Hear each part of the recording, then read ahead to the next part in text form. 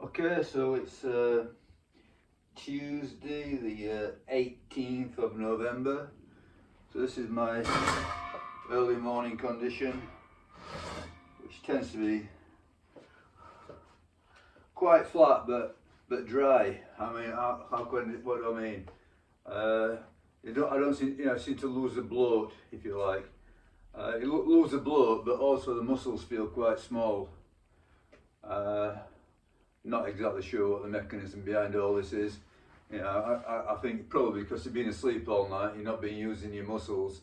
You know, your blood or whatever concentrates in the middle of your body. I don't know. I've got no idea.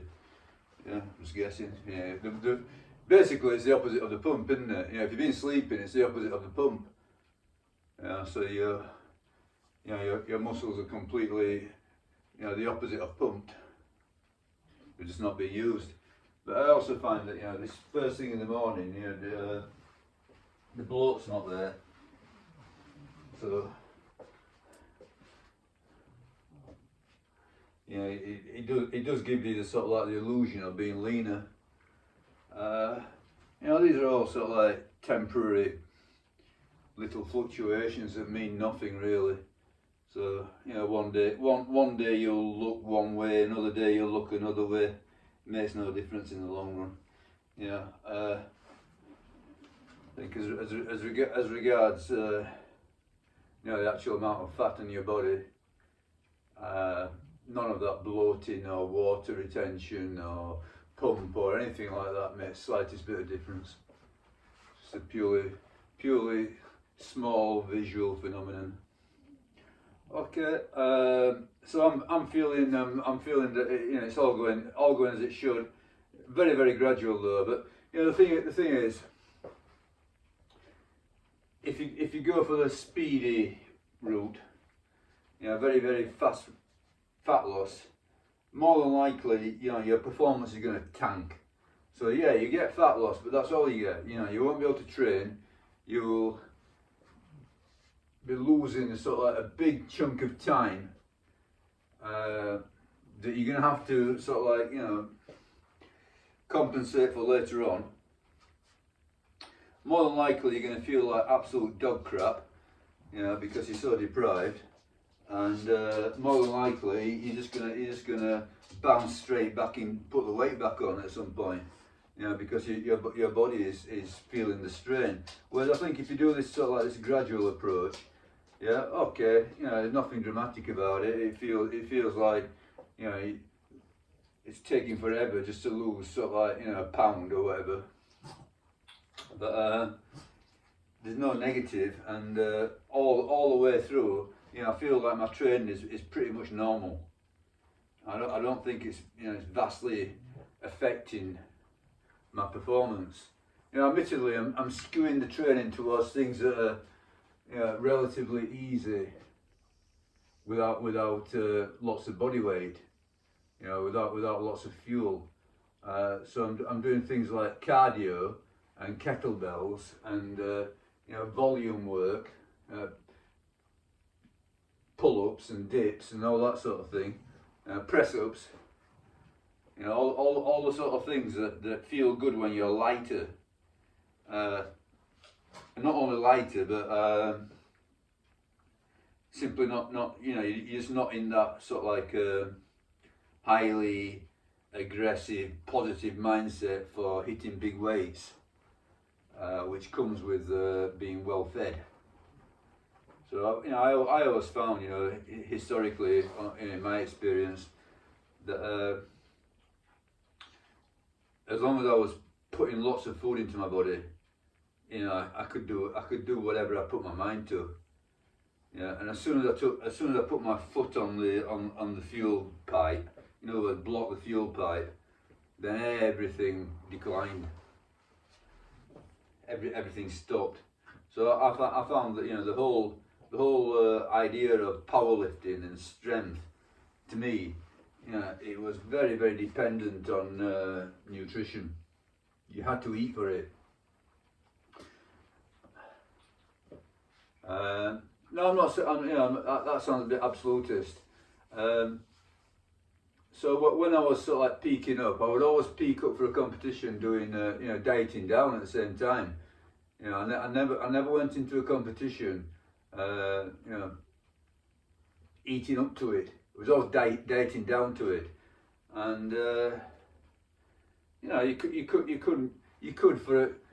could make some sort of a headway, at least hold on to, you know, your strength, but you know, it always felt like, you know, like running into a headwind. Okay, yeah, you can still run, but the wind is against you, and I think that is pretty much the way it is with the calorific restriction. Yeah, you can still train and make progress, but you know, the diet's against you. But anyway, that's my momentary condition now. So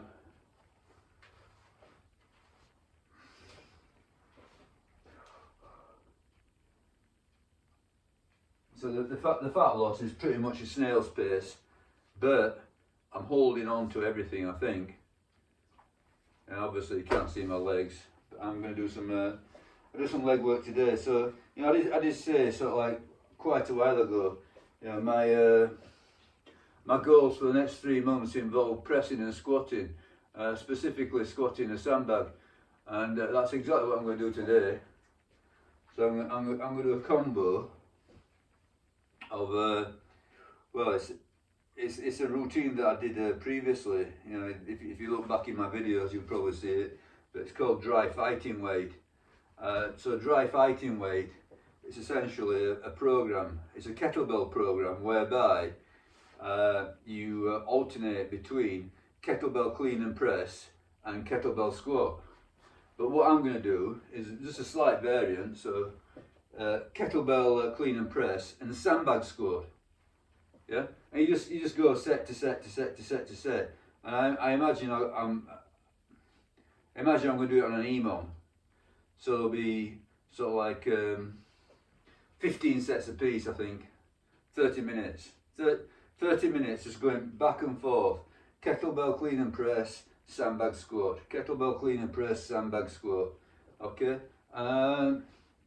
which sounds like quite a lot actually, doesn't it? You know, 15 sets each. But it's done on a ladders basis. So the first set will be 1 rep, and the second set will be 2 reps, and the third set will be 3 reps. Yeah. Okay, you build it up like that. So I'm hoping to spend about a month doing this. So recently I got into kettlebell clean and press, and I did a clean and press, snatch, press up, lateral raise. Okay, I thought, yeah, you know, love it. It was great, felt great. But where do I put, you know, where am I doing the squatting in all this? Yes, where is the squatting going to come in? So, you know, I don't want to be only doing kettlebell clean and press. I did say pressing and squatting. So that's what I'm doing. I'm going to modify it to pressing and squatting. Okay, so anyway, I don't know if what you make of it. You know, I feel that I am gradually improving. I'm doing what I've set out to do. You know, I'm leaning out and I'm getting I'm keeping the muscle.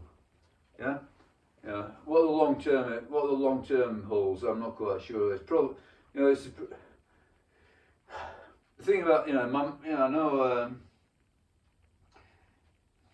Like intellectually, you know, I think I should be cutting. You know, I should simply spend, you know, basically, you know, from here to eternity cutting. But you know, it's a big hit to the ego. It's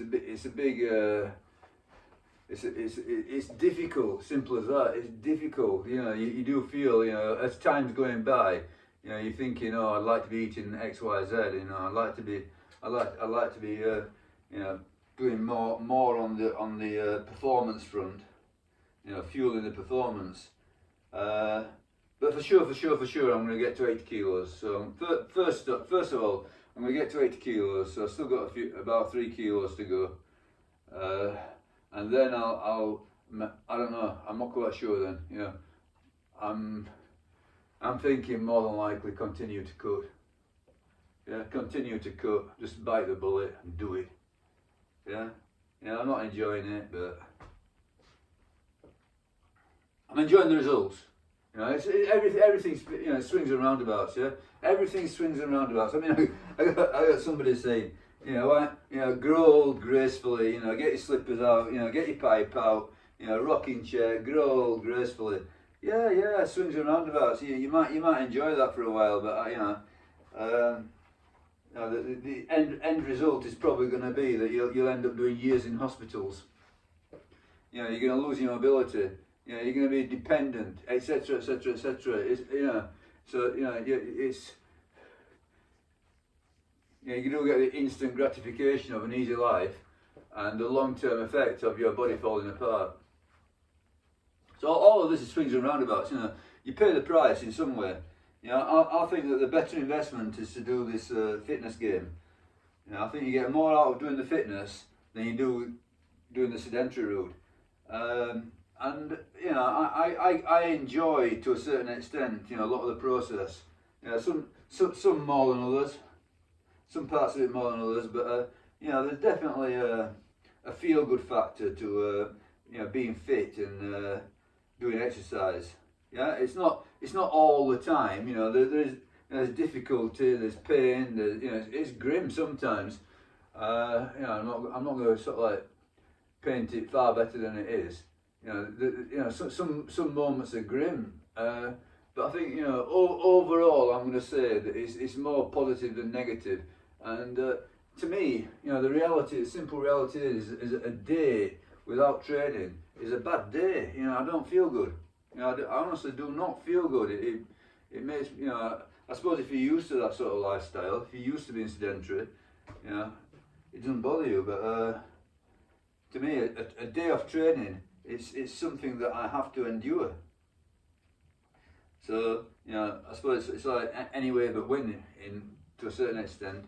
And I think that that's probably the reality of aging, growing old. Whatever whatever word you want to use. The fact is there's a material process.